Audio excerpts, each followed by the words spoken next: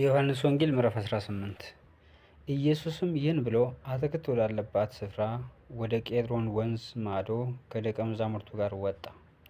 እርሱም ደቀ መዛሙርቱም በዚያ ገቡ። ኢየሱስም ደቀ መዛሙርቱም ብዙ ጊዜ ወደዚያ ስለተሰበሰቡ አሳልፎ የሰጠው ይሁዳ ደግሞ ስፍራውን ያውቅ ነበር። ስለዚህ ይሁዳ ጭፍሮችንና ከካህናት አለቆች ከፈሪሳውያንም ሎሌዎችን ተቀብሎ በችቦና በፋና በጋሻ ጦርም ወደዚያ መጣ።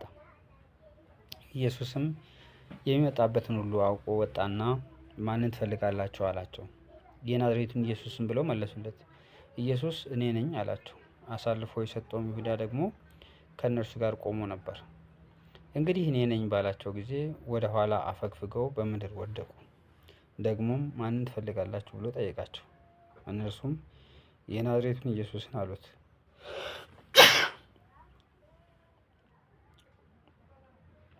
ኢየሱስ መልሶ እኔ ነኝ አልኋችሁ። እንግዲህ እኔን ትፈልጉ እንደሆናችሁ እነዚህ ይሂዱ፣ ተዋቸው አለ። ይህም ከእነዚህ ከሰጠኸኝ አንዱን ስንኳ አላጠፋሁም ያለው ቃል ይፈጸም ዘንድ ነው።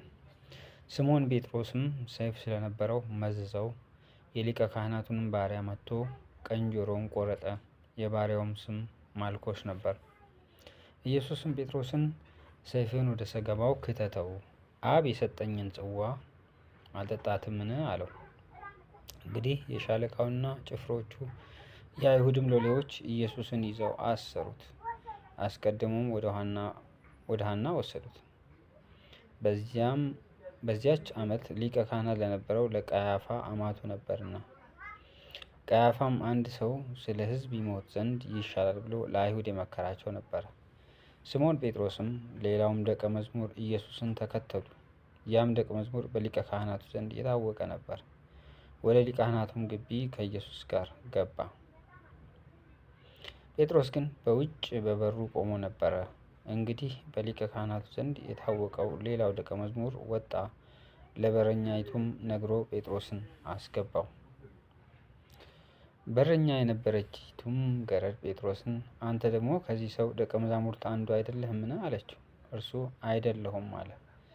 ብርድ ነበርና ባሮችና ሎሌዎች የፍም እሳት አንድደው ቆሙ ይሞቁም ነበር። ጴጥሮስም ደግሞ ከእነርሱ ጋር ቆሞ ይሞቅ ነበር። ሊቀ ካህናቱም ኢየሱስን ስለ ደቀ መዛሙርቱና ስለ ትምህርቱ ጠየቀው። ኢየሱስም መልሶ እኔ በግልጥ ለዓለም ተናገርሁ። አይሁድ ሁሉ በሚሰበሰቡበት በምኩራብና በመቅደስ እኔ ሁልጊዜ አስተማርሁ፣ በስውርም ምንም አልተናገርሁም። ስለምን ትጠይቀኛለህ? ለእነርሱ የተናገርሁትን የሰሙትን ጠይቅ። እነሆ እነዚህ እኔ የነገርሁትን ያውቃሉ አለው። ይህን ሲል በዚያ ቆሞ የነበረው ከሎሌዎች አንዱ ለሊቀ ካህናቱ እንዲህ ትመልሳለህን ብሎ ኢየሱስን በጥፊ መታው።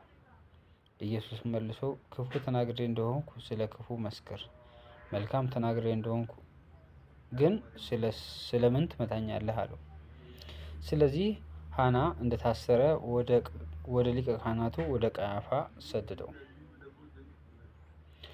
ስምዖን ጴጥሮስም ቆሞ እሳት ይሞቅ ነበር። እንግዲህ አንተ ደግሞ ከደቀ መዛሙርቱ አይደለህምን? አሉት። እርሱም አይደለሁም ብሎ ካደ። ጴጥሮስን ጆሮውን የቆረጠው ዘመድ የሆነ ከሊቀ ካህናቱ ባሮች አንዱ በአትክልቱ ከእርሱ ጋር እኔ አይቼው አልነበረብን? አለው። ጴጥሮስም እንደገና ካደ። ወዲያውም ዶሮ ጮኸ። ኢየሱስንም ከቀያፋ ወደ ገዢው ግቢ ወሰዱት። ማለዳም ነበረ።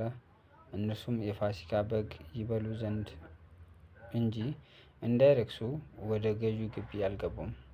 ስለዚህ ጲላጦስ ወደ ውጭ ወደ እነርሱ ወጥቶ ይህን ሰው ስለምን ትከሱታላችሁ? አላቸው። እነርሱም መልሰው ይህስ ክፉ አድራጊ ባይሆን ወደ አንተ አሳልፈን ባልሰጠነውም ነበር አሉት። ጲላጦስም እናንተ ወስዳችሁ እንደ ሕጋችሁ ፍረዱበት አላቸው። አይሁድም ለእኛስ ማንንም ልንገድል አልተፈቀደልንም አሉት። ኢየሱስ በምን አይነት ሞት ሊሞት እንዳለው ሲያመለክት የተናገረው ቃል ይፈጸም ዘንድ ነው። ጲላጦስም እንደገና ወደ ገዢው ግቢ ገባና ኢየሱስን ጠርቶ የአይሁድ ንጉሥ አንተ ነህን? አለው። ኢየሱስም መልሶ አንተ ይህን የምትለው ከራስህ ነውን? ወይስ ሌሎች ለእኔ ነገሩህን? አለው። ጲላጦስ መልሶ እኔ አይሁዳዊ ነኝን? ወገኖችህና የካህናት አለቆች ለእኔ አሳልፈው ሰጡ። ምን አድርገሃል አለው። ኢየሱስም መልሶ መንግሥቴ ከዚህ ዓለም አይደለችም። መንግሥቴ እስከዚህ ዓለም ብትሆን ወደ አይሁድ እንዳልሰጥ ሎሌዎች ይዋጉልኝ ነበር። አሁን ግን መንግሥቴ ከዚህ አይደለችም አለው። ጲላጦስም እንግዲያ ንጉሥ ነህን አለው።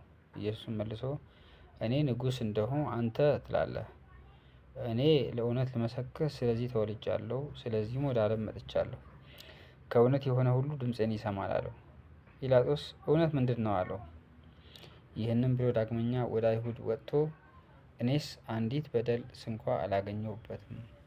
ነገር ግን በፋሲካ አንድ ልፈታላችሁ ልማድ አላችሁ። እንግዲህ የአይሁድን ንጉሥ ልፈታላችሁ ትወዳላችሁን አላቸው። ሁሉም ደግሞ በርባንን እንጂ ይህን አይደለም እያሉ ጮኹ። በርባን ግን ወንበዴ ነበረ።